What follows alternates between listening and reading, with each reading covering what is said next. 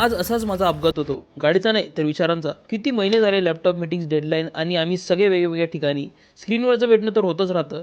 पण आज पहिल्यांदा आम्ही खऱ्या अर्थाने भेटलो एकमेकाला.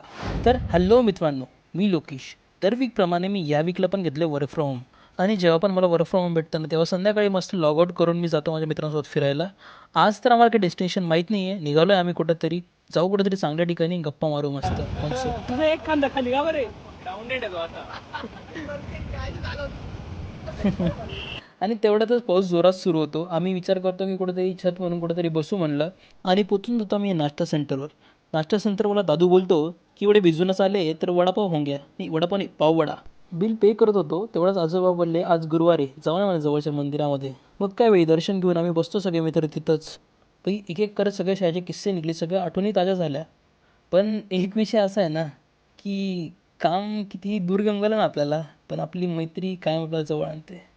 उद्या पुन्हा काम सुरू होईल, पण आजचा दिवस कायम लक्षात राहील. भेटू नेक्स्ट व्हिडिओमध्ये. बाय मित्रांनो.